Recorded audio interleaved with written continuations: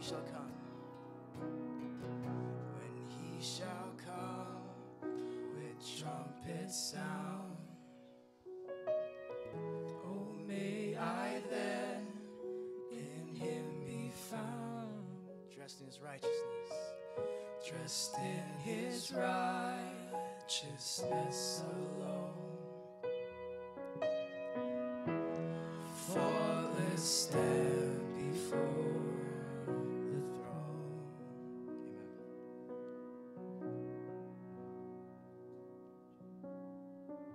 Amen.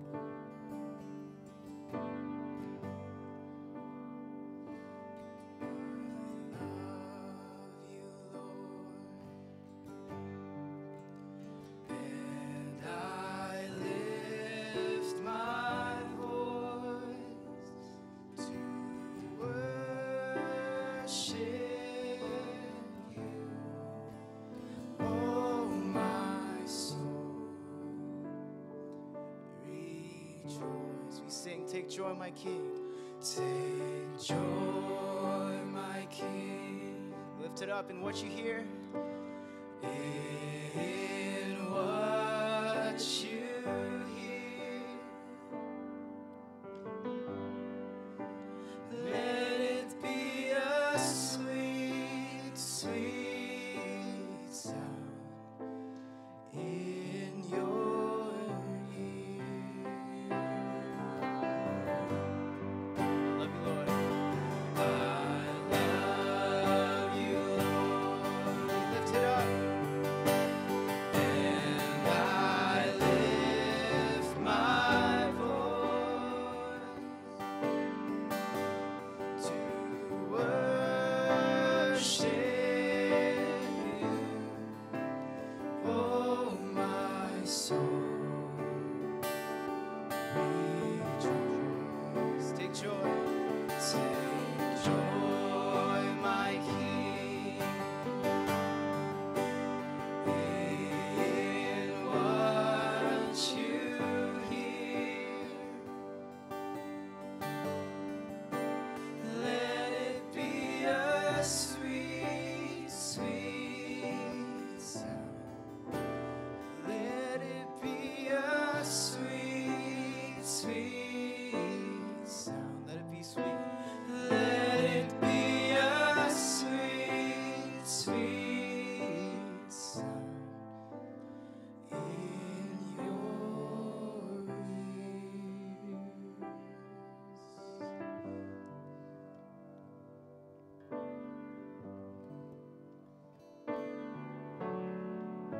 So this next song is called How He Loves. And I know like tonight we're talking about relationships and how we can fit, you know, how we go through life, finding that special someone, finding, you know, someone who to settle with and who to marry, or if it doesn't work.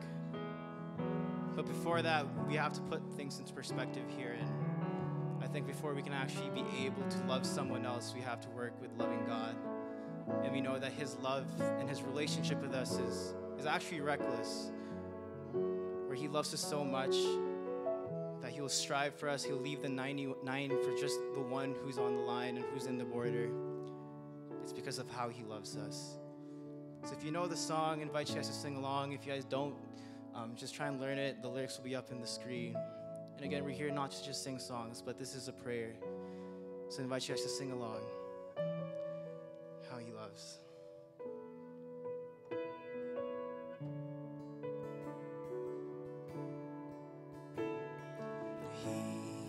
Jealous for me. Love's like a hurricane. I am a tree bending beneath his weight of his wind and mercy.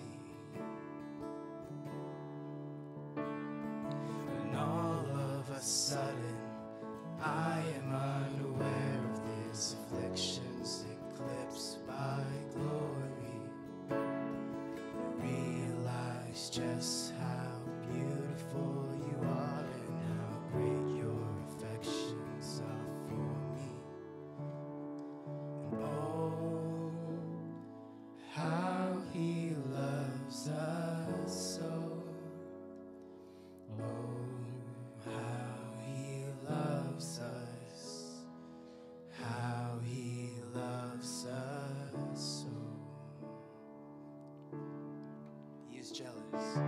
He is jealous for me.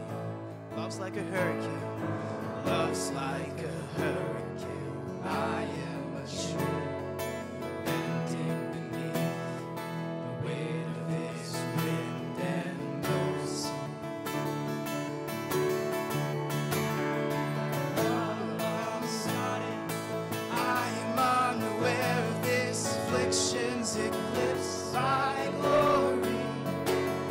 I realize just how beautiful you are and how great your affections are for me. We sing and love how He loves us so. How He loves us. How He loves us so. He loves. He loves us. Oh, how He loves us. Oh, how He loves us. Oh, how He loves us. He loves us.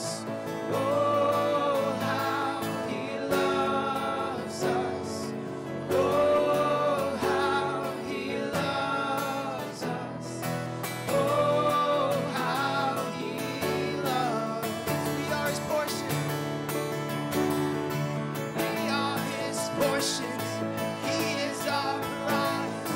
Drawn to redemption by the grace in His eyes. Grace is an ocean we're all sinking. So heaven meets earth like an unforeseen kiss. My heart turns violently inside my chest. Don't have time to contain this regrets when I think about the way, oh, He loves us. Oh, how He loves us. Oh, how He loves us. Oh, how He loves. He loves us, we sing. He loves us. Oh, how He loves us. Oh, how He loves us. Oh, how He loves. We sing. Oh, how He loves us so. Oh, how He loves us. How He loves us so. Again. Oh,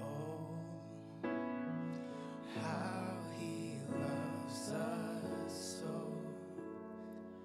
Oh, how He loves us.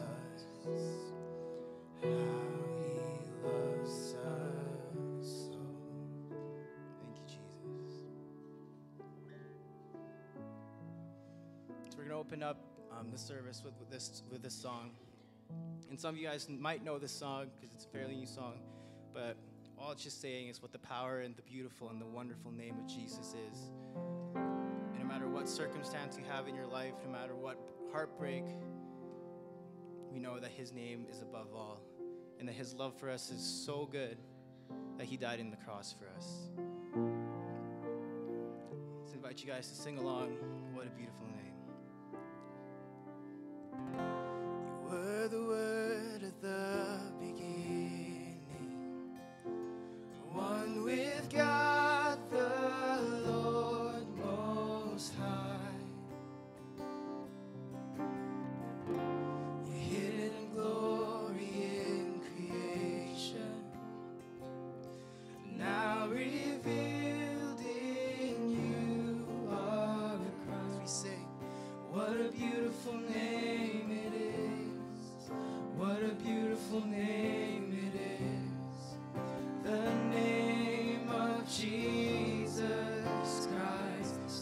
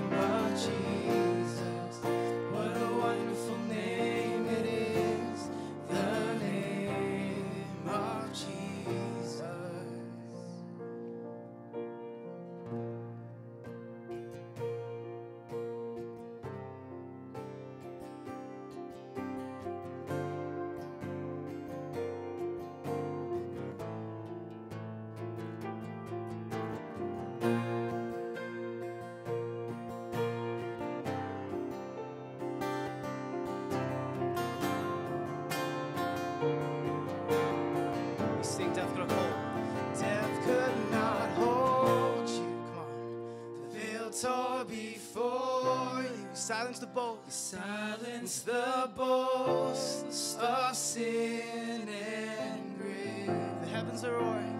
The heavens are roaring. The praise of your glory. For you are raised to life again. You have no rival. You have no rival. You have no equal. Now and forever, God, you reign. Yours is the kingdom. Yours is the glory. Yours is the name above all names. What a powerful name it is. What a powerful name it is. The name of Jesus Christ, my King. What a powerful name it is. Nothing can stand against. What a powerful name it is. The name of Jesus. You have no rival. You have no rival. You have no equal. Now and forever, God, you reign. Yours is the kingdom. Yours is the glory. Yours is the name above all names. What a powerful name it is. We sing. What a powerful name it is.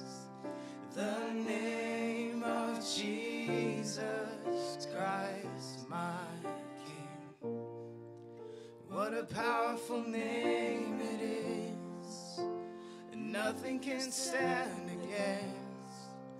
What a powerful name it is. The name of Jesus. What a powerful name it is. The name of Jesus. Dear God, we just want to pray one more time for you, Lord. We just want to thank you for what you've done. Thank you for being with us here, Lord. You know how far we can go. You know you're always going to pull us back in. Lord, so as we open up this weekend, this conference, just like how to be an adult and how you want us to live our lives in this age. Lord, we just want to pray that you just guide us and just give what you want us to learn from you, Lord, this weekend.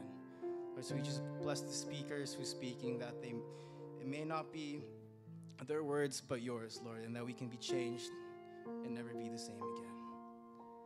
And so this we pray. And all of God's people said, amen.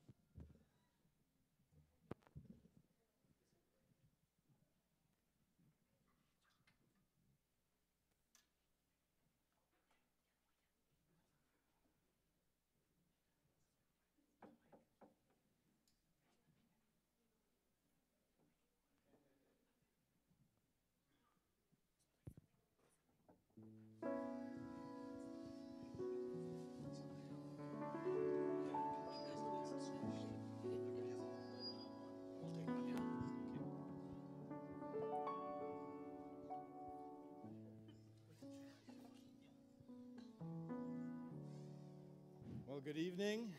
Am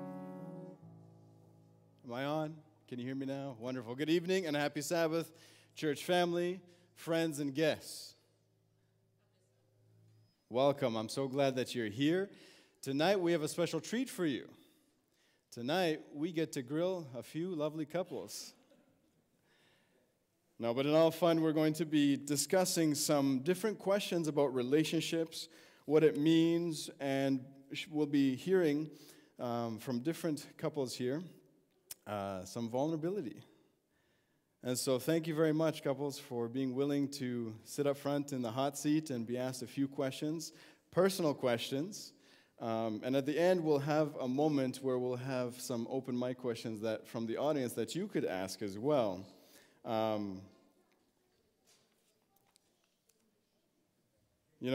In Proverbs 17:27, it says, "A truly wise person uses few words. A person with understanding is even-tempered." I don't know if you ever heard the joke before that love is grand, but divorce is 75 grand. And so we want to make sure that as we enter into relationships and as we continue them, that we really seek God's presence and that we really seek some wise counsel from individuals that have been married in the past, from premarital counselors, from your pastors, from different individuals that you trust. And for those of you who may not know me, by the way, my name is Pastor Lucien Puama. I am one of the associate pastors here. And one of my favorite ministry activities is actually premarital counseling. And so for the past 8 years or so since I've been in the ministry, I've been doing premarital counseling for couples aging in different age groups. And I've been very blessed and have grown myself from it. And so tonight I'm so excited. Why don't we begin by going around and just briefly introduce yourself. Tell us a little bit about yourselves and how long you have been married for. We'll start over here and we'll go around. I'm Brenda Thompson, and I'm married to Glyne. We've been married almost 43 years.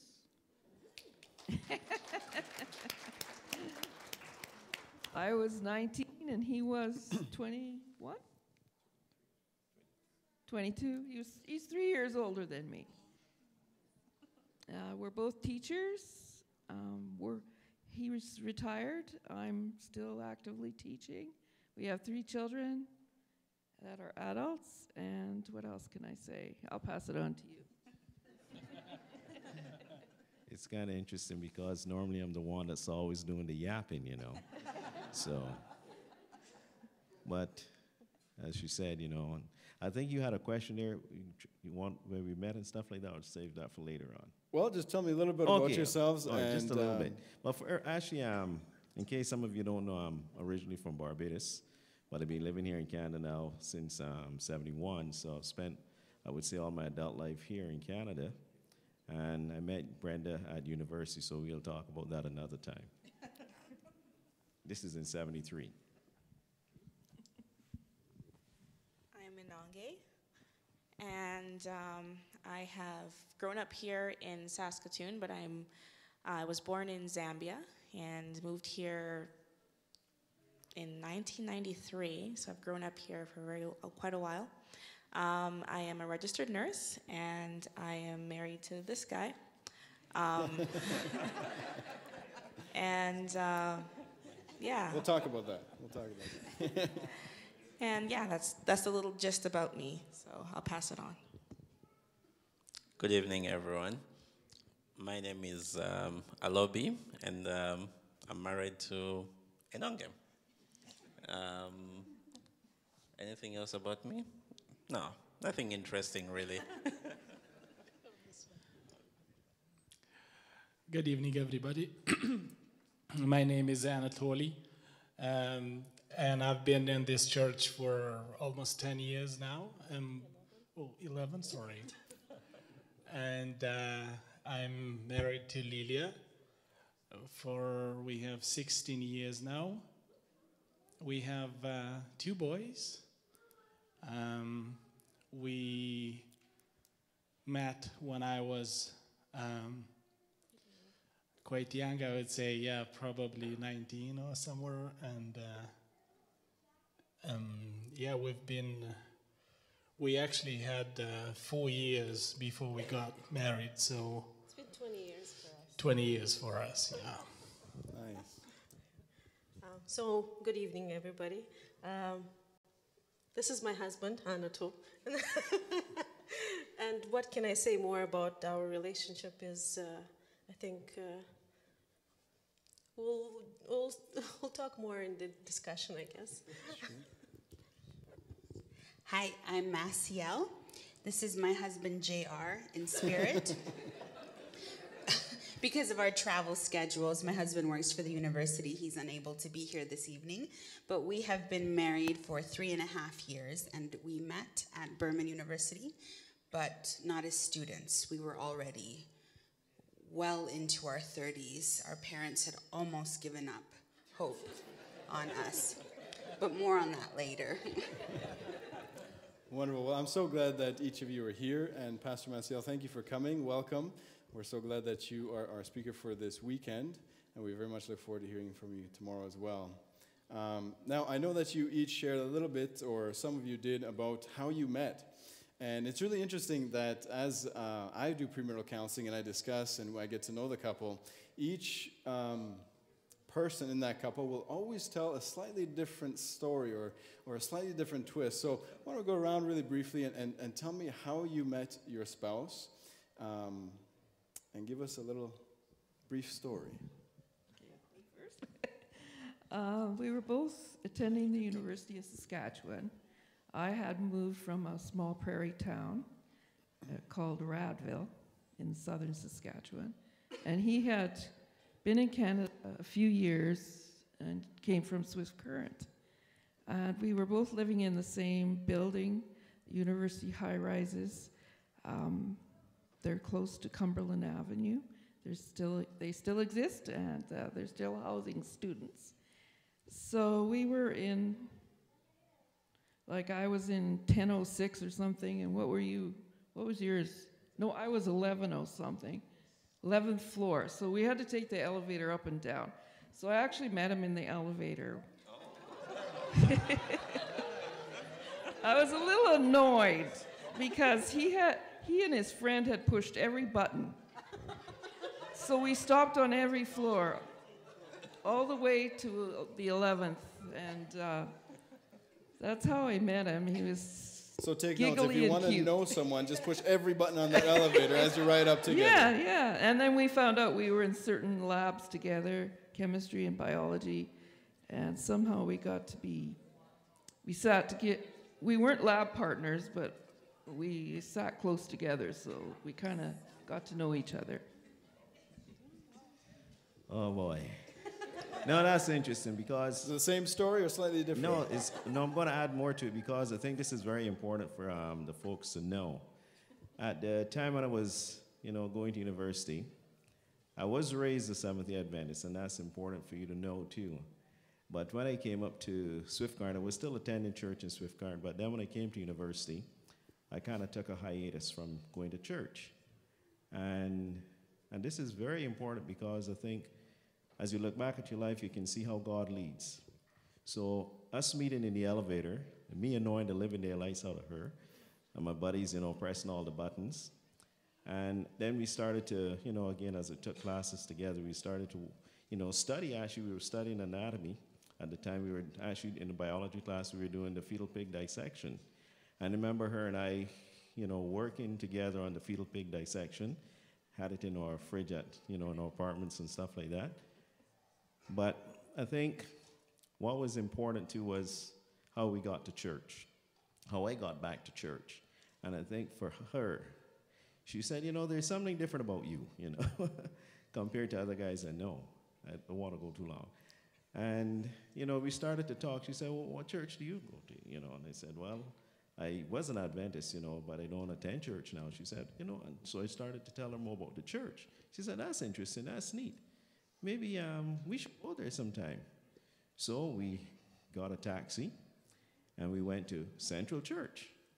And she fell in love with the church based on the Sabbath school. And I think this is something that we have to remember as a church, that Sabbath school is very important. The way I've seen now how Sabbath school has gone over the years, we're kind of slipping away from that. But that's just a start, as I said, to the relationship, and there's more to it. So would you say that she fell in love with Sabbath school before she fell in love with you? Don't even remember now. That's.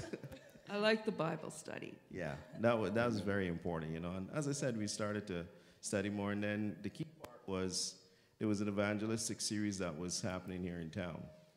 And a guy by the name of Pastor Bill Fraser. He was a pastor at Central Church at the time, but there was a guy by the name of Hossack, Bob Hossack. He was an evangelist passing through. And as we attended the meetings, she said, I would like to be baptized. And I said, for myself too, I think I have to be rebaptized. So we were both baptized.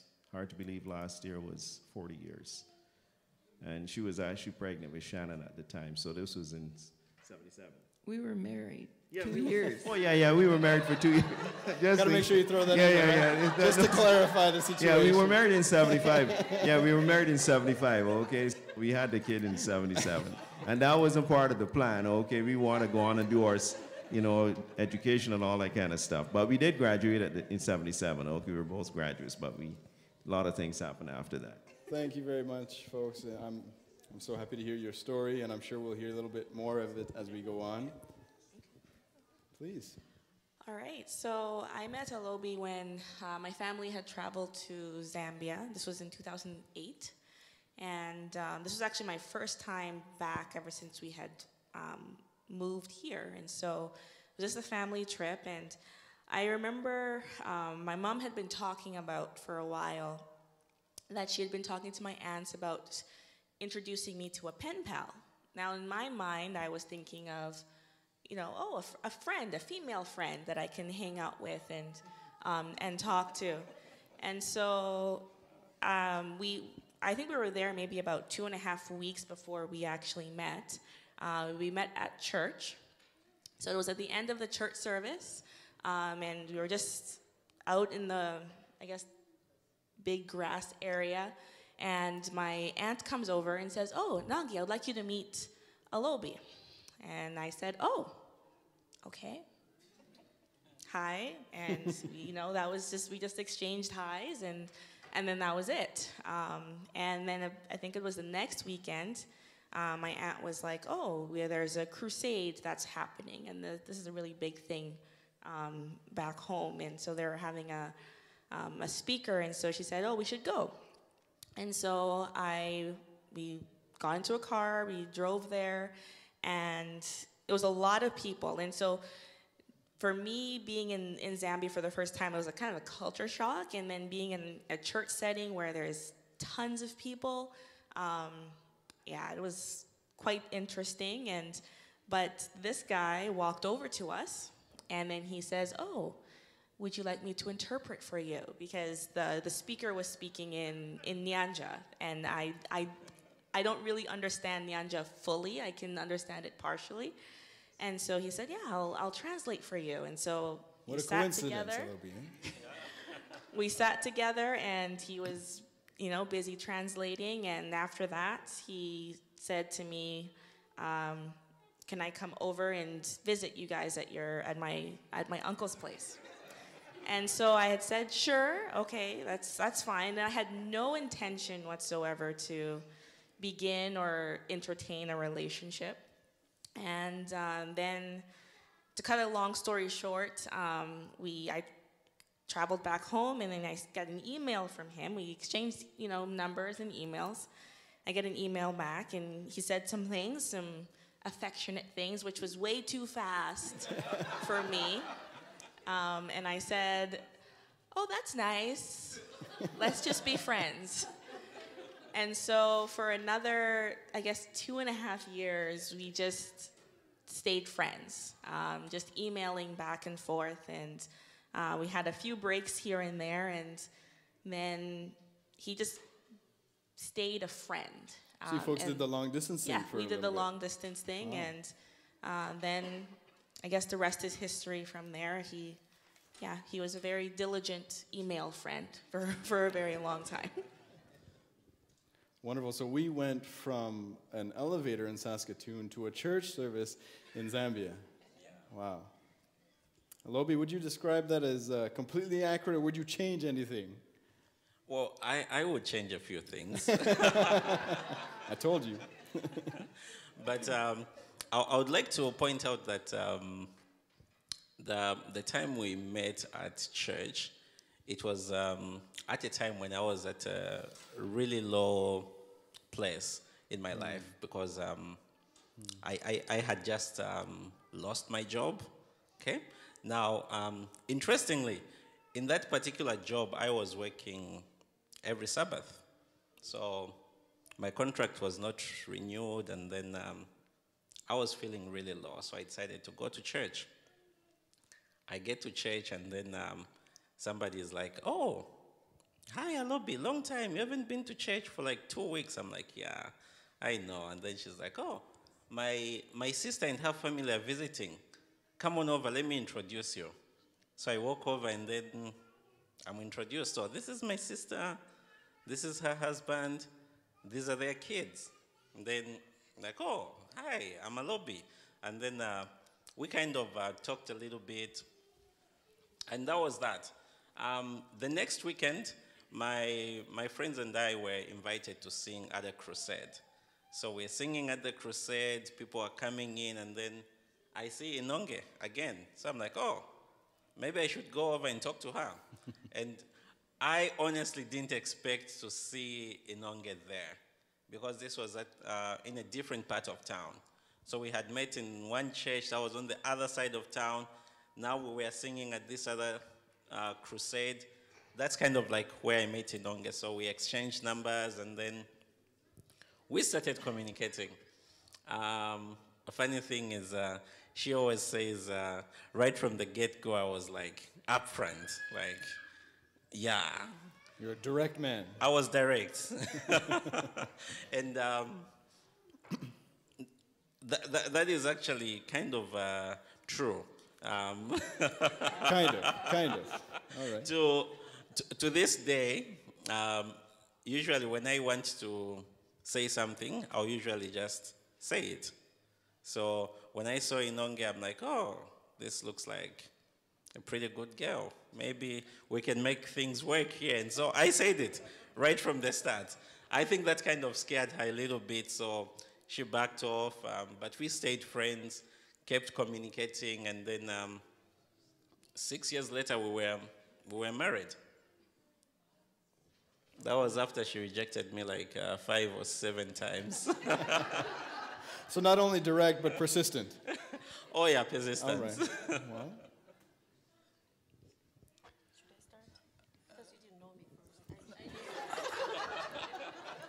I just want to say something just want to give credit to my wife, actually.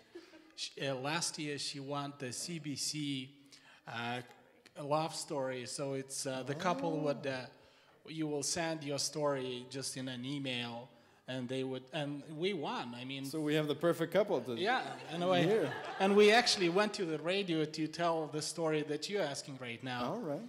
And yeah, it was good. We got a restaurant and stuff like that. But what I want to say it is how I met my wife is it was most related to the youth at the church, and it is because of my cousin inviting her to the church, inviting her to our house, into the family, and then church events, and then that's how we basically started the relationship. And whatever she wants to say, it's true.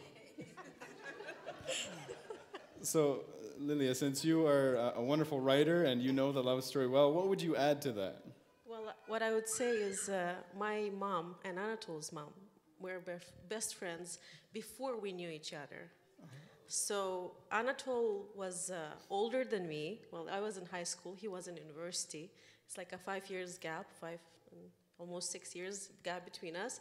So I will be in his house. He will never pay attention to me because I was like a little kid there, right? A high school girl. That's funny because usually right? the lady plays hard to get. Now it's the other way around. So that's what happened. So I would just visit their house with my mom, actually, with his cousin. I'll be best friends. And his mom actually was trying to get me. With my younger brother. Yes, she was like, "Oh, I think you guys should date." So it was his younger brother. And I kind of like, I don't think so. And then, yeah, I think a few years later, Anatol noticed who is this girl, and Yeah, and I proposed, and she said no first time. And then the second time, she proposed, and I said yes. So second time's the charm.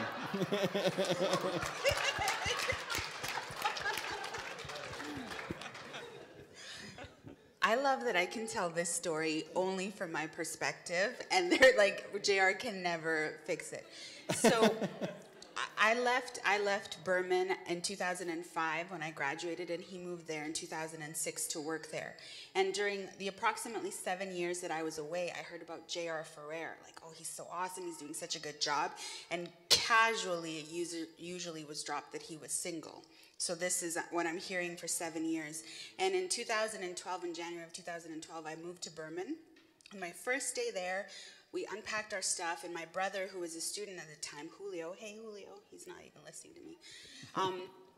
Julio and I went to the gym to go see an exhibition game. It was probably the second day that I was there, and I walked in with Julio, and JR was there, and JR was like, how has Julio already made a move on the new pastor? He didn't know that we were siblings, but knew Julio's reputation for being a man who is like...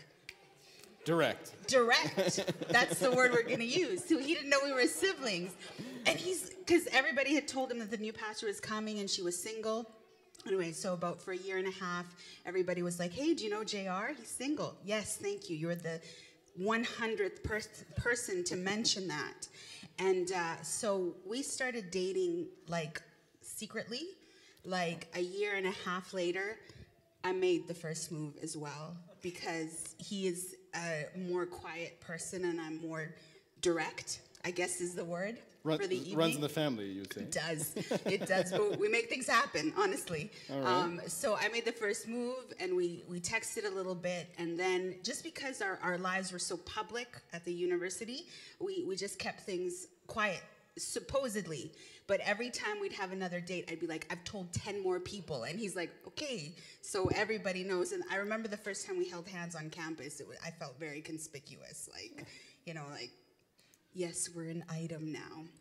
We did not date long. We dated for 6 months, and then we got engaged, and we were married within the year, because we were in our 30s. Everybody told us.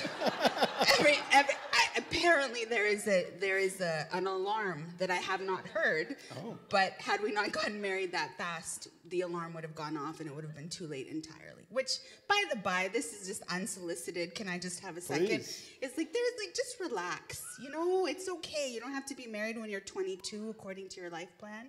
Sometimes it takes a little longer. But if you are, it's too much. Here, it's too much. Is that code for I'm too much, Ernest? No, that's all right. Okay, that's it for me. Well, each of us have a different story of how we met our spouse, and it's interesting that you say after 6 months there was a proposal. For my wife and I, it was 5 months. And in fact, when we first started to date, and I decided that I wanted to make this mutual, an actual dating thing, I was rejected about 3 different times. So persistent as well, but I praise God that I was. And it's interesting because we have here couples that have been married for a different amount of times. We have 3.5 years, 4 years, 16 years, and 43 years. We also have couples from different parts of the world with many different life experiences and different careers that each of you have. And so as we're getting to know each other just a little bit better, why don't we go around really quickly and share with the audience here today, what is one of the best dates that you have ever been on with your spouse? Or something that was the most meaningful? We can start with. Can I start? Pastor. So I made the first move, which was I rang on his doorbell at 11 o'clock on Thanksgiving evening. Everybody had left, and I was like, I wanted to say it face to face, but then I lost my nerve and I ran away. Fortunately, the Lord, I think, stopped the sound of the doorbell before he heard it, so that it saved me from great embarrassment. Anyways, so this was kind of an embarrassing thing that happened, and we texted. So on our first date, JR picks me up. It's all very nice, and we're having a very nice dinner. He made a reservation. The restaurant was completely empty. He didn't have to do that, but he did. It was the thought that counted. Take note, gentlemen, make reservations. even if it's like, anyways. So at the end of the date, he sticks his hand in his pocket to pull out his wallet, and it's not in that pocket. And he sticks his hand in his other pocket, and it's not there. And he's like checking. The sweat's starting to come down. And I have never seen him lose any, like, he's the most composed, cool, kind of aloof guy. So he's like, I'll just go check in the car. It's probably in the car. He had totally forgotten his wallet. And I was like, oh man, it's a good thing. Ladies, you gotta provide for your own needs as well. Like, you bring your wallet on any given date, no matter what the situation is. And I was like, yes, that's what I'm saying. That's what I'm saying. Well, thank God you did. Otherwise, you'd be doing dishes that It would have evening, been huh? like, this is the worst date ever. Yeah. So, and because he was so beside himself, I told him the embarrassing story of how I had rang his doorbell. And I thought this was too soon. I should have waited till, like, we were married for me to make this confession about this.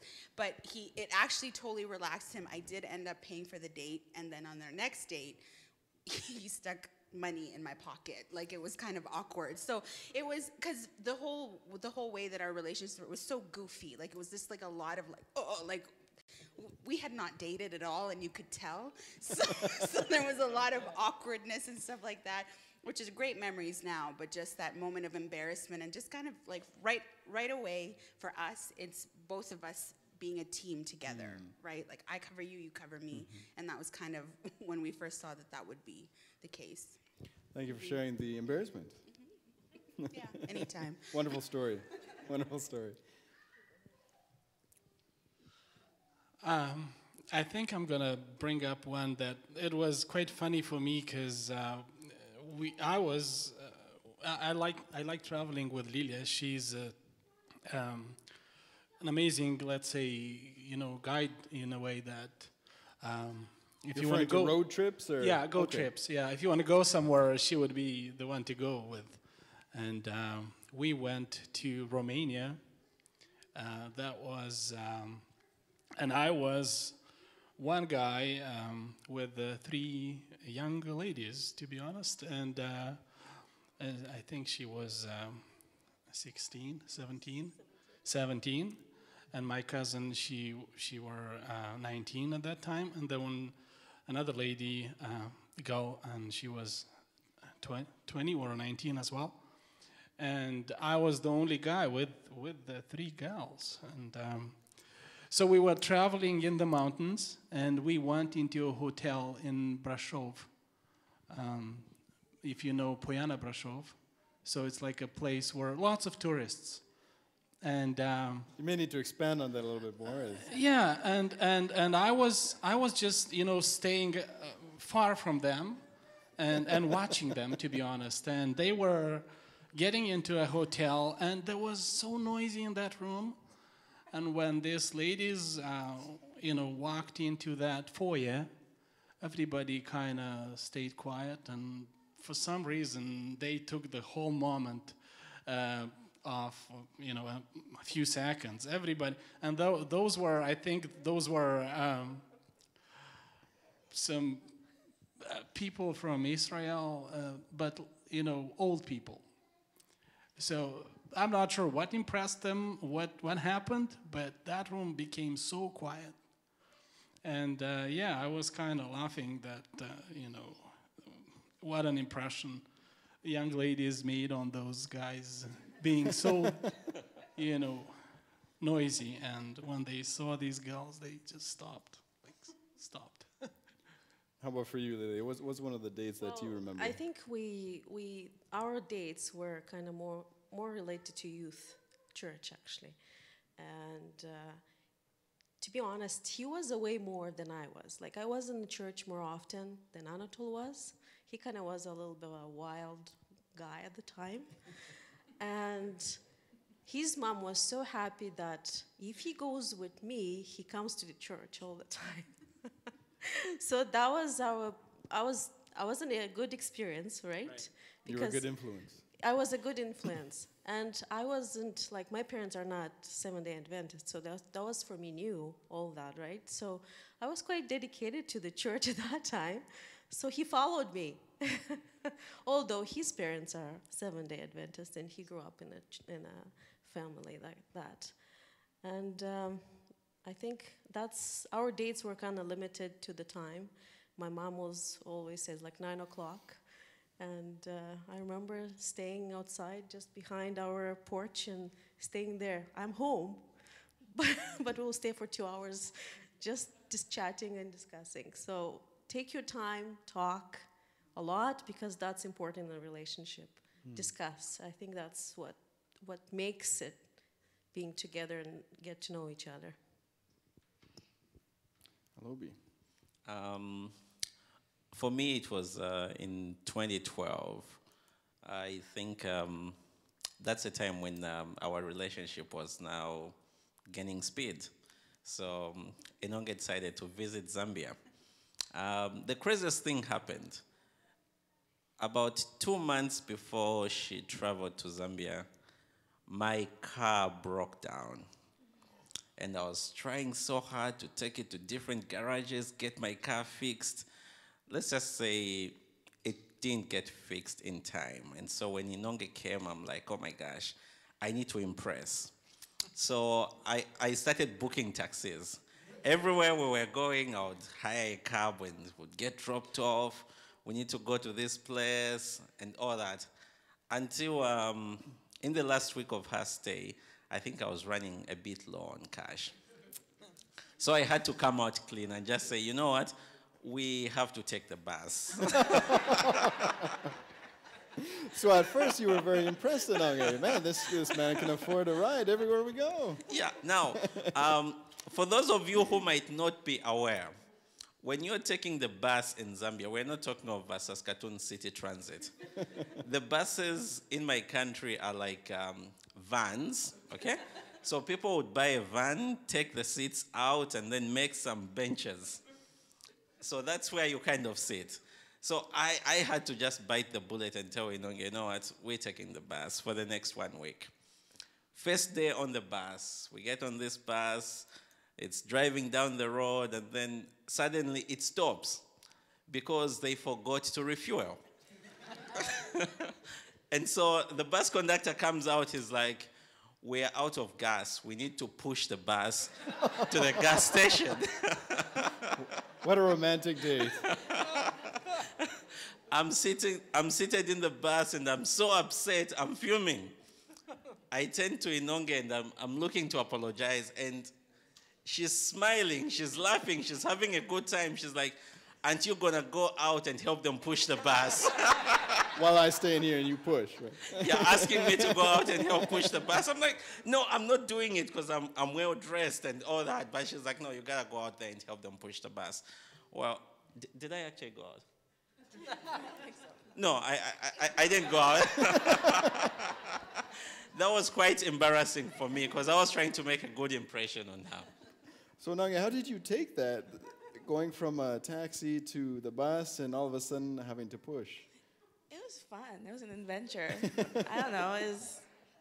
I just rolled with it, and I think the thing that I appreciated about him, especially me having traveled there, and it's all really new to me, right? And so he took charge. Maybe it wasn't as transparent as he should have been, but I think for me, I appreciated the effort that he put in, and yeah, I don't really have a funny story to say, but I think for me the memorable date, or I guess vacation that we took, was that same trip, but when we went to Livingston, and we had. I kind of felt like the tourist in me came out, and I was like, I want to try so many different things, and one of those things was I wanted to walk with lions. So I'm like, let's go on the walk with the lions, and he's like, no, people don't do that here.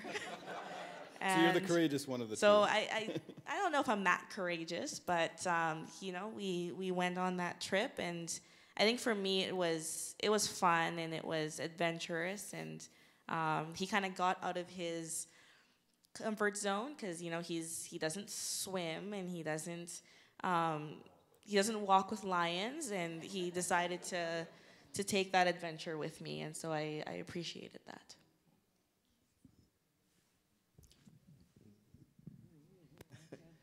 What was one of the most memorable dates that you have been on? Well, yeah, what I'm thinking about is actually our first date, in a sense, was going to take her to this movie.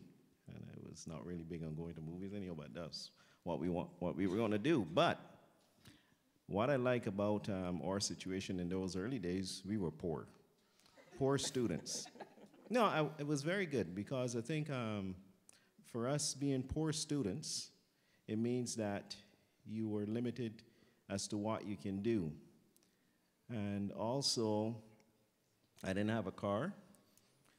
I didn't have a bicycle.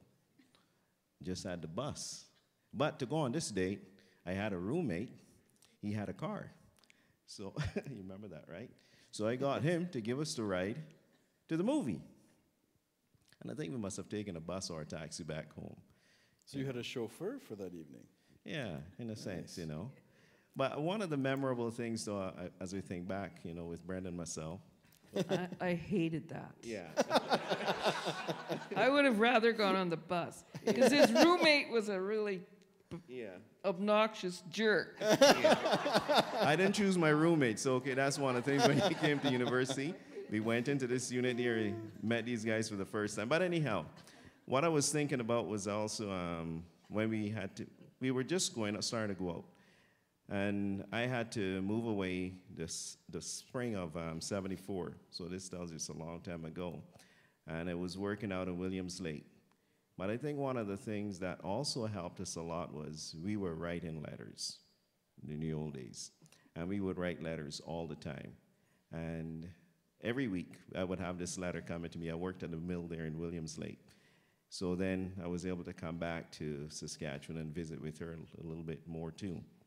And then actually we really got serious that fall of 1974, so proposed to her the following year in February, Valentine's Day. And then we got married that same year too. But the honeymoon was interesting because it was going camping, and I'd never camped in my life, so that was a nice adventure. Yeah, we borrowed my cousin's tent. It was brand new. And I guess we got it up okay the first night, right? And it rained. And then we moved, we were in Banff area. And then we moved and we did it up again, but somehow it was too tight and it ripped. So we had to go and find needles and thread to fix this canvas. I was kind of upset because it was a new tent and my cousins and everything like that. And we didn't really eat. Peanuts and dried fruit or something. Yeah, hiker's mix. Yeah, we had a very cheap wedding honeymoon. But when you mentioned that first date, that's what I thought of too, that ride in the car, and I was thinking, oh, this is so embarrassing.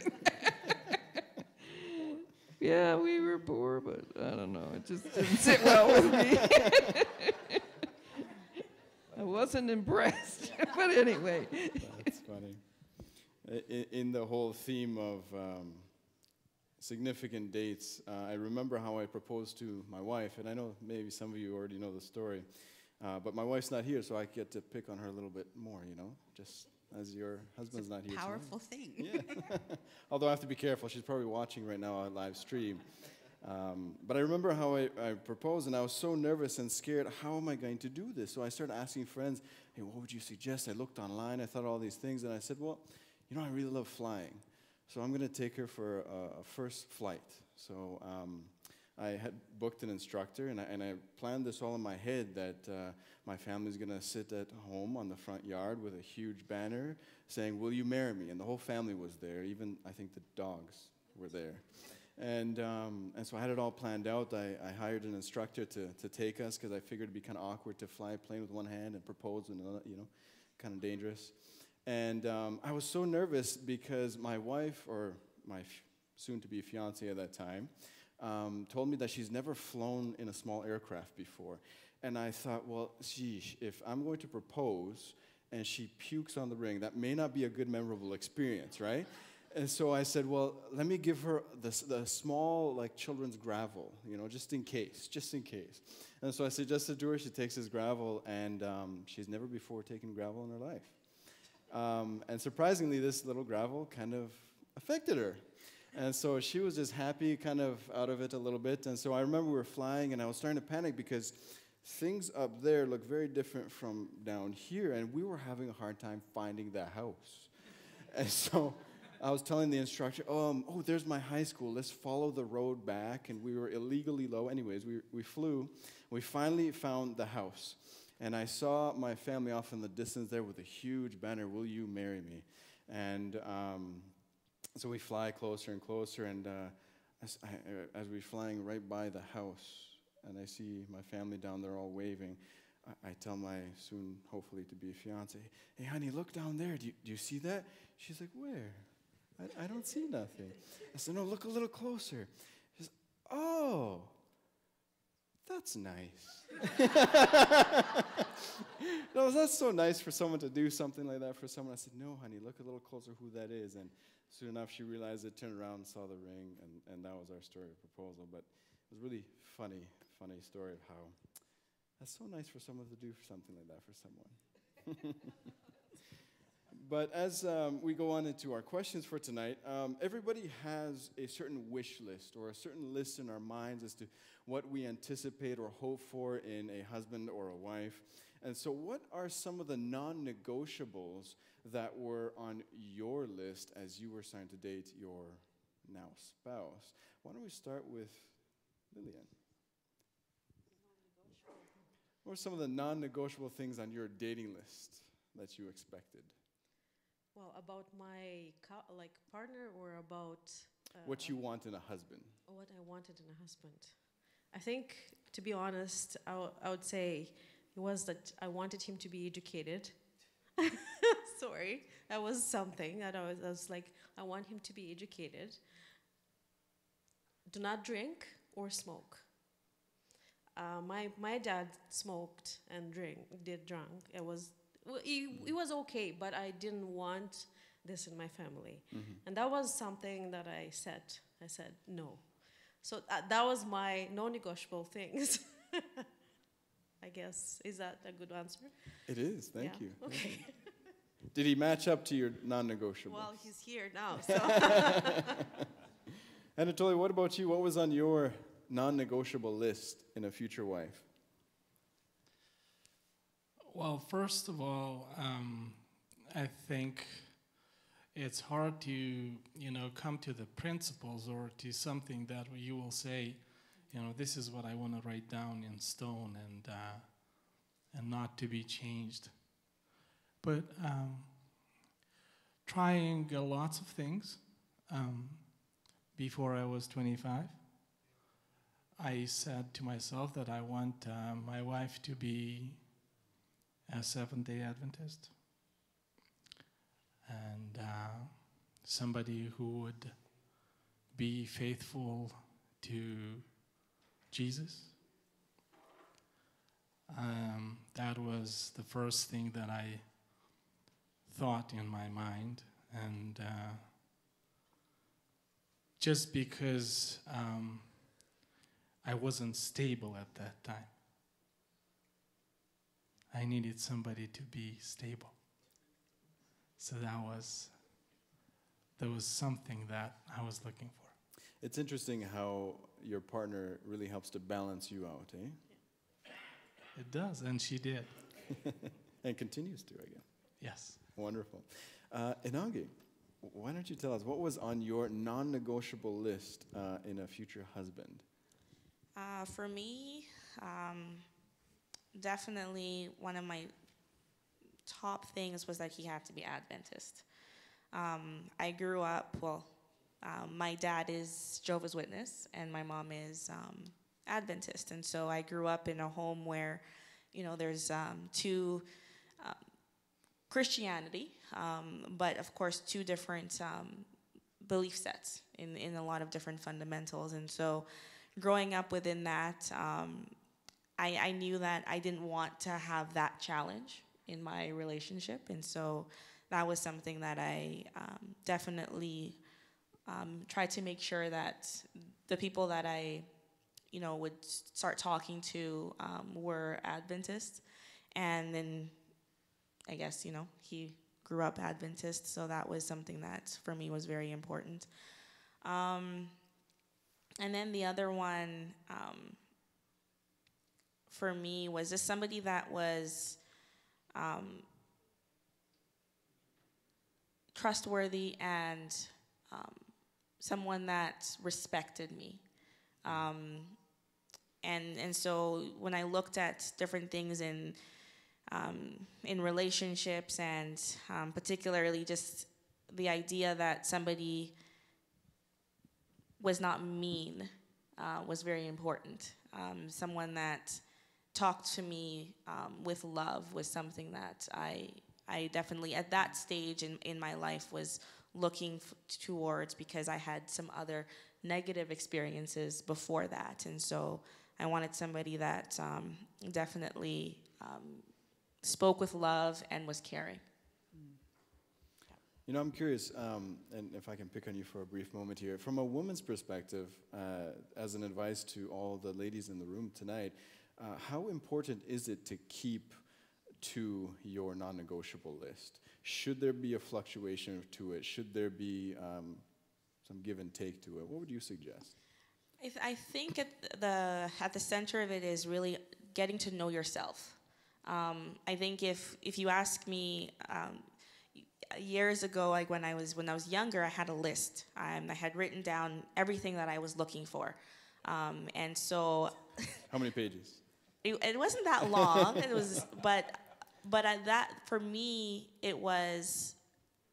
I had to understand what I required for myself, and so if that person could make me better, then they were somebody that I would entertain in terms of, courtship and whatnot. I believe that in order for you to be able to maybe negotiate your preferences comes with whether or not you're okay with doing that yourself. And so are there times when you can say, okay, I might be a little bit lenient on certain things? I think you should be careful with that. I mean, it's an individual thing, but I believe that you have to be solid in your foundation of what you believe, what your morals are, and if you're okay individually, then you can see how that person influences your life and make decisions based on that. Yeah, one of the gauges that I always tell couples is create a wish list, create a non-negotiable list in your mind as to what you expect over a future husband or future spouse, wife, and but always ask yourself this question: am I all these things? Pastor Maciel, what would you say to that?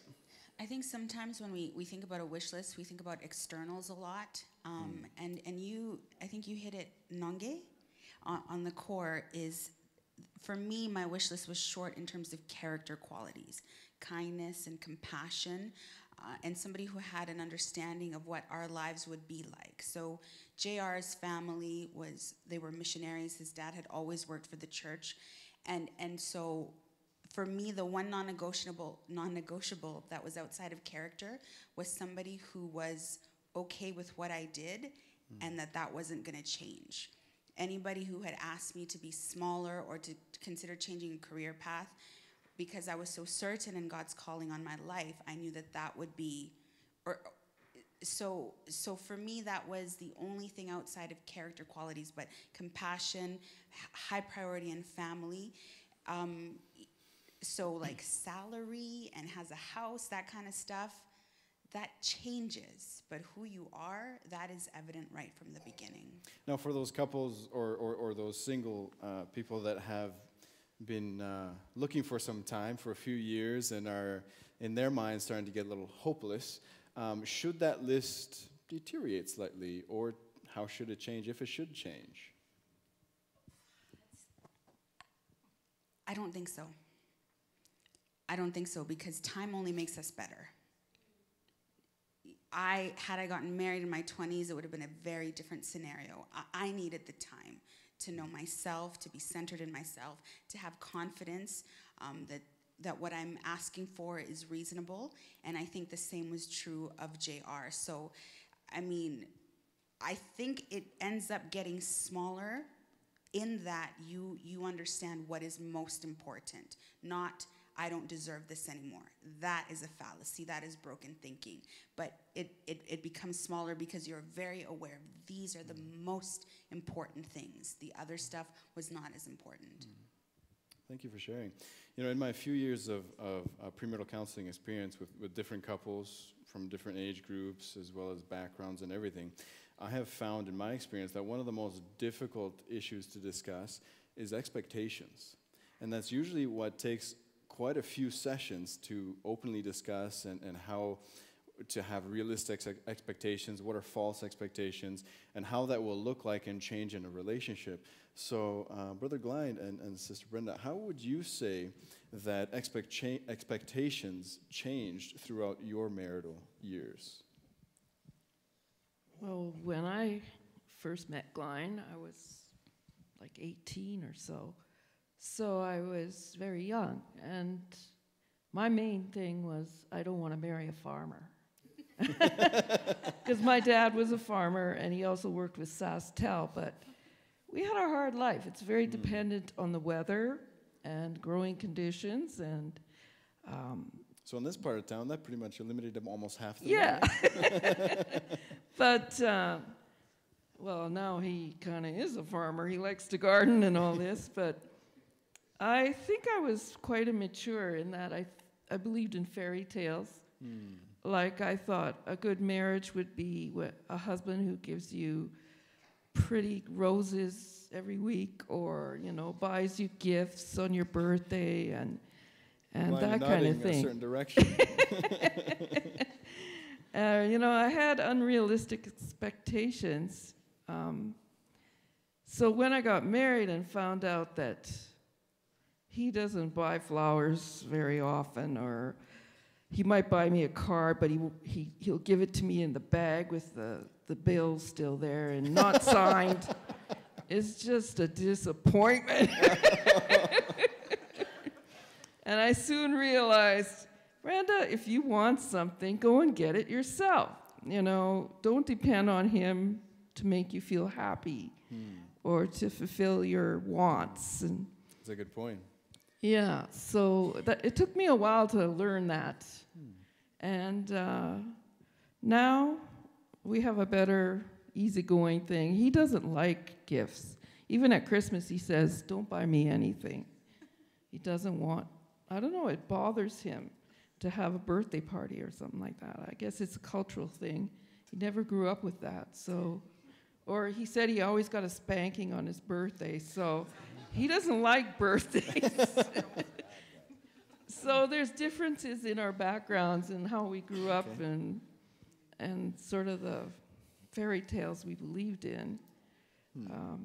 But if you can change and learn and accept somebody the way they are and not just your expectations of them, like if you have a great need, you can find it through God. I mean, God is our Father, our first husband, really. So if you need something, go to him first, and don't expect too much from your hubby in that sense. But I did look for good character. I wanted somebody that could provide for a family if we, you know, had children, and I wanted somebody that was kind and caring and that sort of thing. But there are limitations to your expectations. We have a hand up, yes. Sorry. You sure? Okay. For me, I didn't have a long wish list, you know, but one of the qualities that I really saw in Brenda, after I got to know her too, number one, as you said earlier on, I didn't want someone who was a drinker, a smoker, etc., doing, the chemicals and stuff like that. And she stood out in a sense compared to some of the other, roommates and stuff like that too. And as she was saying to the way we are, as you can tell, we came from two different backgrounds. And I remember when we first started to go out, and I think this is a question we might have later on too. How was it for you? What was it like for, say, the families and stuff like that? And back in the early 70s, to have a relationship like we have back then, now it seems very simple, very easygoing, but there were challenges then. And I remember some of my family members saying, "You sure you know what you're doing?" I said, I care about her. And she felt the same way too. And as I reflect, on our relationship, as I look through my life, and this one thing's about retirement now, you got a lot of time to do some thinking. In the sense that how I can see how God brought us together. In spite of me not being fully committed at the time, and I know Anatoly is saying the same thing too. And that's something that I stress very much so over and over. Do not give up on anyone. God does not give up on you, and you should not give up on anyone, even your own kids. And God always works things out. So as I said, we've had our challenges. But again, it comes down to the relationship. And I know she said how she was praying, hoping that God would somehow send someone in her life, and she somehow dreamt about me too. And I said, interesting. So I'm very thankful because she has also been one, and I tell people this here, who has actually brought me back to having that relationship with God that I had before. So we have to think too, sometimes you'll go into, quote, a foreign land, a place where God does not want you to be there, but he puts you there for a reason, because it is also a way of you sharing what he has given you before with someone who has something there, but it hasn't developed. So this is where I see the church played a very important role for myself in my early years, and then for the short hiatus I had. And sometimes people say, well, you were not going to church, were you doing all these things? No, I still wasn't doing the drugs or anything like that, because it was not part of my fiber, and it was not part of my family upbringing. So I didn't have a problem with that. But I think, as I said to you before, the relationship that I've got now, as you look back in the past, and as Maciel is saying too, you were older when you got married, but I think I was young still, and we were both young. And the things that you will do earlier on in life, as you are older, you might not do those things, how you look at, the relationship. But I think over the years, how you grow together, going through the hardships of life, strengthens the relationship more so than you think. So when times get tough, you don't quit. You just hang in there and pray to God that he continues to give you the strength to make it through to the next stage, because he does. Because, as I said, we've lived it. Thank you for sharing. Now I'm curious, Inangi, if I may pick on you once again really quick. Oh, sorry, yes, you had your hand up, please. That's fine. I just wanted to add something, and actually it's pretty close to what you mentioned. It's when I just met Anatol, I had a crush on him, let's put it that way, right? And I said, actually, I was going to the church, to the Seventh-day Adventist church, but I wasn't baptized, right? You go there, and I did kneel down and cried, and I said, if this man, it will be mine. God, if you want me to be with him, please allow that. And I did that just way before he knew that I had some feelings for him. And actually God did that. So I think it's important to pray for any relationship you start. You don't know, or you have those principles written, or you don't have, I think you pray and the answer will be given to you. Yeah, and that's so important. Prayer life before marriage and in marriage is so important. And in fact, even when my wife and I were dating, I told her after we got married that, I've been praying for our relationship each and every day. And the prayer that I said was, until the very moment that I said, I do, and she said, I do, I prayed every single day that if this wasn't the relationship that God wants me in, that God would somehow end it. And that I don't get caught up in my own emotions or whatever else, but that God will do whatever it takes to just end it if this isn't supposed to be the one. And so we've been married now 8 years. Now, Anangi, you were mentioning in your story there that your parents weren't of the same faith. Could you expand on that a little bit and how that affected their relationship as well as your expectations for that need in your life and your marriage? Yeah, so my mom actually has kind of had different denominational faiths over her life experience. But when we were still in Zambia, she became Seventh-day Adventist, and my dad was Jehovah's Witness. And one of the things, and I appreciate this in regards to kind of how my parents handled the situation, is that my dad, particularly, if anyone knows, usually in African families, the patriarch is the one that takes charge in terms of the direction of the family. But in his case, because he was very much into his school, he wasn't very consistent in going to the Watchtower. And so he basically had told my mom to say, you know what, I won't impose my belief sets or make it that you have to come to church with me. And so he just said, you can continue to go to the Seventh-day Adventist church. And so my mom did. When I came along, I pretty much actually, I believe I went to church with her a lot of the time. When we moved here, my dad was introduced to some Watchtower members, and he decided to start going back to church.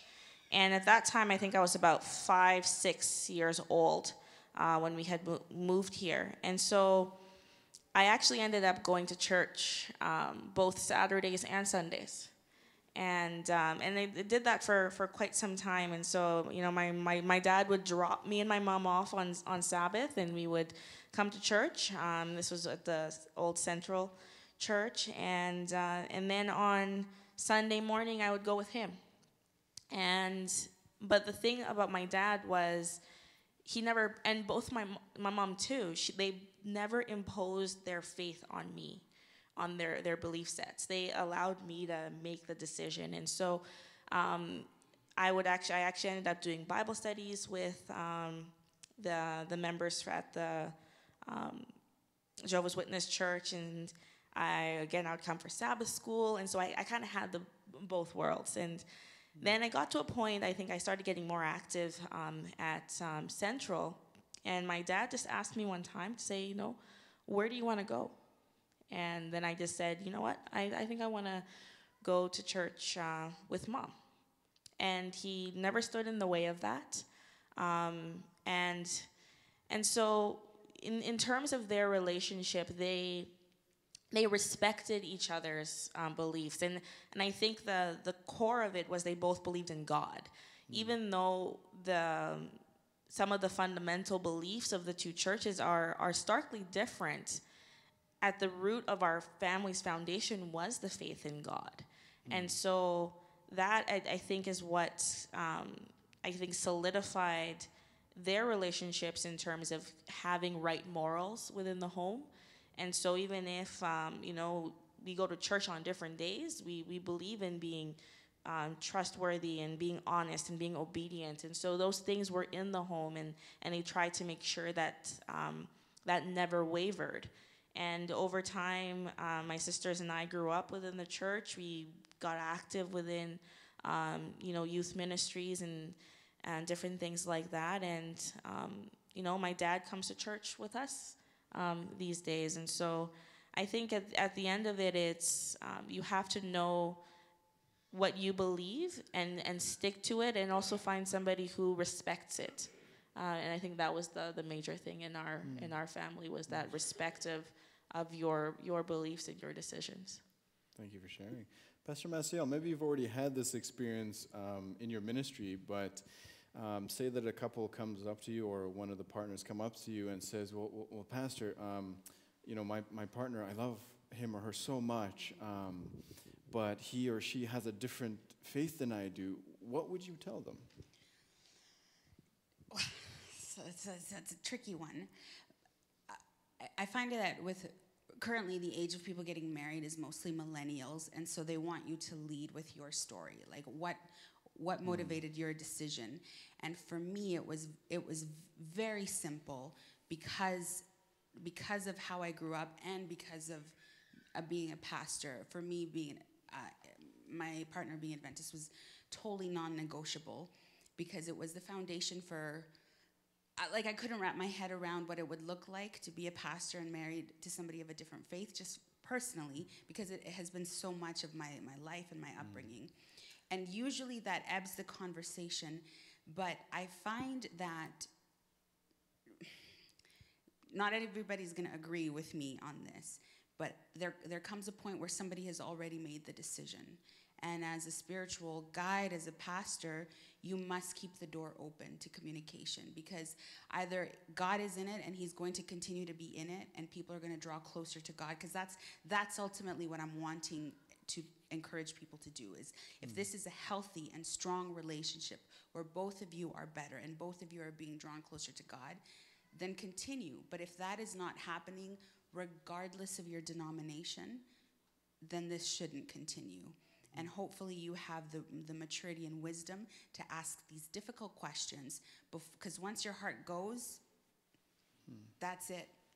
So you have to have some discernment before you even begin a relationship. And when it continues, then you want to pray for success for people. You want to pray that they're going to have all the happiness, that God is going to still be at the center of their home. And that is regardless of denomination. Yeah, it's interesting. Our calling and our ministry is unique, because we get to face different couples, different individuals that have different life stories and different faiths. And so we may have a couple that comes, one is Adventist, one is not, but in all reality, that one Adventist isn't really living the Adventist life. So are they then equally yoked because of the fact that they're really both non-Adventists? Just by title, that person's an Adventist. And so, yeah, it's a controversial topic. Anatoly. I want to add something, yeah. When you get married, the pastor will say to you that husband and wife will become one. Yeah. I think what it means is, even if you don't relate to each other, let's say in some certain ways, when you get to that point of saying yes, if you're not one at that time, in things that you basically become one with each other, either these are moral principles or whatever brings you together, you have to be one with your wife. Otherwise, divorce. Now we'll jump to a different topic altogether, unless you had something you wanted to share. No, I just wanted to just reiterate what Pastor Maciel had said is, if your faith is going to be affected in that relationship, that can be detrimental. And so I think that's something that you really have to take to heart is, how is it going to impact me? Is it going to make me better? Is it going to bring me closer to God? And if that relationship pulls you away from your relationship with God, then it's a no-go zone. Yeah, and sometimes it's difficult because our love and our emotions start to get mixed into that and into that judgment factor, and the balancing those two may be difficult at times. And to further that, we can easily put somebody at the center of our heart anyways. Often a relationship, if the boundaries aren't healthy, if our heart isn't first given to God, we're going to make that person our God, and that is a dangerous road to follow, because then all your happiness is stemming from one person, and that's not how it should be. Even the healthiest, most wonderful relationships, your first need, like Brenda said, must come from God. Now it's interesting, Alobi, you may know that men often get that title of being afraid of commitment. And so for all those men that in the room or watching online that may be struggling with commitment issues, what would you say to them? How do you overcome that fear of commitment? Wow, that's a very tough question. It's a loaded question. Yeah, that is a very tough question. But maybe I should say, how did I overcome that fear myself? Um, I'll go back to the non-negotiables that you had asked about. Okay, so for me, I kind of had my own list of non-negotiables. Okay, and I started praying about that. So when I asked that God should reveal to me the person whom He thinks will be the best partner for me. And when that person was revealed to me, I made a decision to take that step. I think most of the times, as men, as guys, we're kind of scared to commit because we think, oh, maybe someone better will show up. Maybe I'll see somebody else. And then my mind would be turned and all that. But hey, for me, how did I overcome it? I set up my list, and I'll just share my list. I basically had four items on my list. The first one was this person needs to be an Adventist, okay? Not just Adventist in name, but in character. And then small letter B, this person needs to be beautiful, okay? That was on my list, okay? Such that I was like, I need to be with someone whom I'm physically attracted to. This person needs to be beautiful physically and spiritually as well, okay? And then C, that brought me now to character. What kind of character did this person have? So when I prayed about those things, and I believe God revealed a person to me whom I believed met that criteria, I had to submit myself to God's will. Even when I still had my doubts, like maybe somebody will show up who has all those things, but much more to offer. But then sometimes we need to trust in God and say, whatever we ask for, God is going to provide for us. Brother Glenn and Sister Brenda, I don't know if you ever heard the many jokes about mother-in-laws and some of the difficulties that can arise for that. I heard this one joke. Says two men were sitting down for a coffee one day, and one says to his mate, well, my mother-in-law is an angel. She's great. And his friend replies, well, you're lucky. Mine is still alive. So if there are situations where a couple may have a conflict with either the future mother-in-law or a brother or sister, what would you say to that? Well, first of all, I have to let you know about my mother-in-law. And again, as I said, you have to think back at the time frame in which Brenda and I were going out. And not only that, the town she was from, it's a small community. So you can imagine what it was like back in the early 70s. Here is this black guy coming into Radville. I got a ride there with a friend of mine. Didn't have a car, remember. So I got there, and I remember meeting their family, went for Christmas that time, and how they received me. And it was very positive. And as I got to know more of her family too, one of the things that I've always appreciated, that they've done for me is that they've treated me very kindly, in spite of being black. And sometimes I tell people, it's interesting how even amongst your own, the blacks, you might be treated worse than sometimes when you come in with the whites. And I know sometimes people don't understand, how I think. But as I said, sometimes it's nice if you're colored blind, or if you can't see color. Because mostly, it's also what was pointed out earlier on to the character, to get to know the person. So my mother-in-law, as I said over the years, not only her, but the rest of the family, her sisters and family members have treated me just like one of their own. And I really appreciated that. But again, too, I also have to point out that respect goes both ways. And you also have to respect your family members. And sure, you're going to have disagreements and stuff like that from time to time. but it still comes down to showing respect. And for the gentleman out there with mother-in-laws, and also if you're a mother-in-law, I think you also have to realize that, you know, whoever your daughter or your son is married to, you have to also respect them. And again, let them also make mistakes. They will grow, but also know when to speak up and also when to be quiet, when to butt in and when to butt out. And I think when you have those parameters set up, it does lead for a better relationship with the whole family.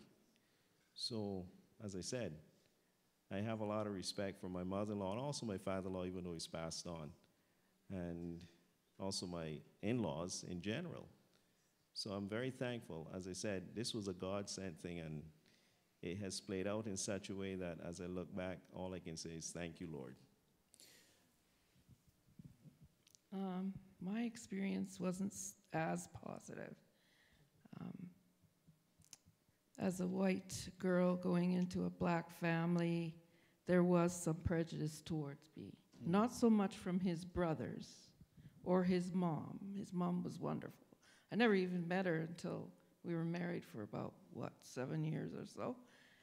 But she was very welcoming and kind. But one of his brothers and his wife, especially the sister-in-law, was very negative towards me, would make me very uncomfortable at gatherings. She would say things, and I just kind of kept quiet. I never retaliated. And over the years, they got to know me a bit better and realized I wasn't a bad person.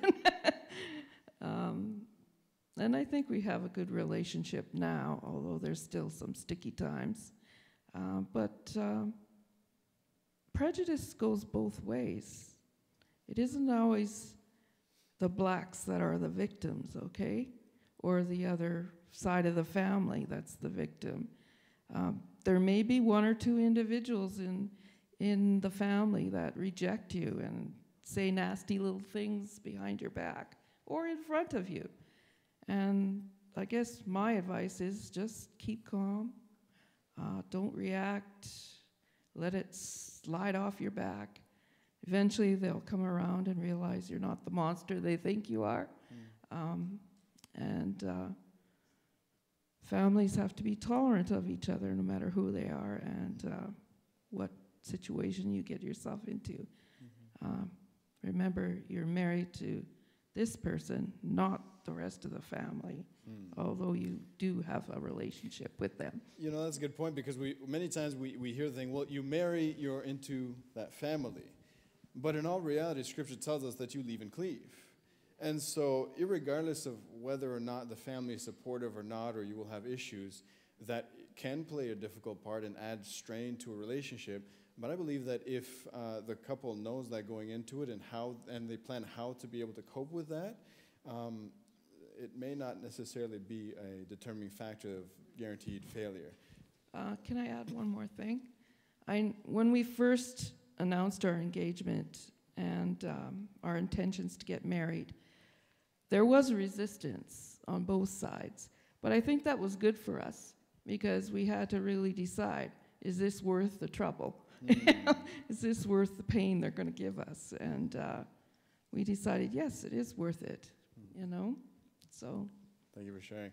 Now, we're running out of time, so we're going to have to wrap up, but I just have one more simple question to ask perhaps two couples here, Alobi and as well as Anatoly. How important is it to remain sexually pure before marriage? And what kind of recommendations would you give to couples to maintain or to change? We'll start with Alobi.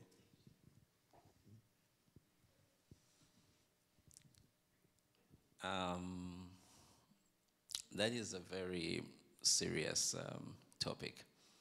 And I'll start off by saying, as children of God, as people who believe in the Lord, the Bible has given us clear instructions on sexual immorality, and it actually tells us that we should flee from that, okay, until we are in the right place at the right time and with the right person.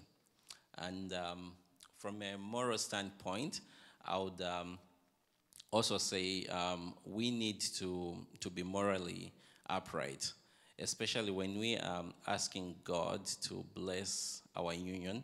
We need to be able to present ourselves as holy and pure before Him. We don't want to start off, you don't want to start off your union by breaking the law of God, and then you later go back to God and say, can you bless us? So I would say, as the Bible has instructed us, we should flee from fornication. Okay. Brother Anatoly, what kind of advice would you give to couples to how to remain pure or how to change? I just want to, I absolutely agree to what Brother Lobby said. I just want to add that do not let the flesh basically make the choice for you, whether you feel that you are attracted to a person based on what you see and your physical attraction to whoever would be a girl or a boy.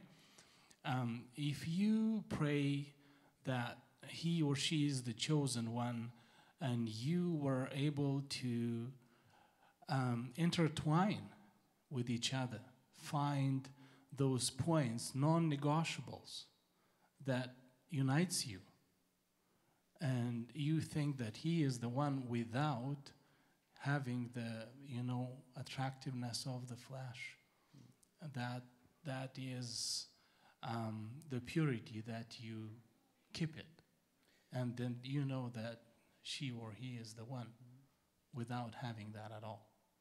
Well, I want to first of all say thank you very much to all of these wonderful couples that were willing to be vulnerable. Can I hear an applause for the couples today? Now, Pastor Maciel, we are going to be hearing a word from you tomorrow. Would you give us a brief teaser as to what to look forward to? Sure. The topic is spirituality, and the general topic is adulting. And I think for me, the transition between my childhood faith and my adult faith was the first time I experienced disappointment and tension. And so we're going to look at examples in the Bible with Jacob wrestling God and the Syrophoenician woman, what we do when we feel like God is absent or that we're in conflict with God. What does the scripture tell us, and how can it guide us into maturity? Amen. I very much look forward to that. Thank you to Pastor Asher, who had put this thing together, and Sandra as well. Thank you for our youth director. In fact, I want to invite Sandra to come on up and have our closing prayer this evening and send us off in God's presence.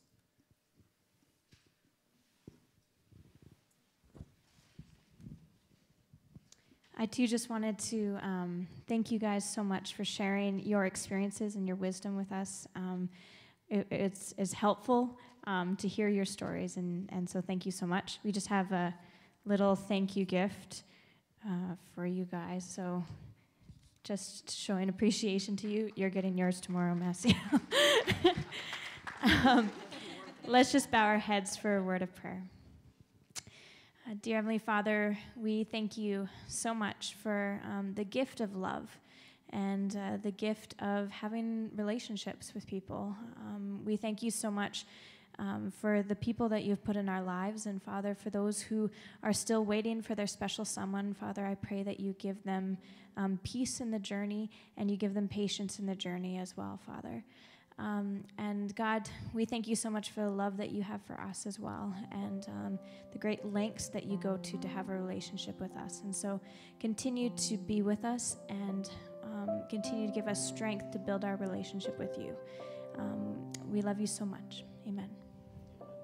Once again, thank you very much to the couples, and thank you very much to all those that were able to come out this evening. Tomorrow we have a wonderful program prepared for you at 9:30. In fact, some of us here have met at Sabbath school and have been blessed in our relationship with Sabbath school. So come on out tomorrow morning at 9:30, and then at 10:45 we'll be hearing from our guest pastor, Pastor Messiel. Thank you all. Have a wonderful evening. I just also wanted to share with you that we do have some refreshments and some hot drinks in the basement downstairs in the fellowship area. So you're more than welcome to stay by and chat with one another and chat with our presenters tonight as well. Wow.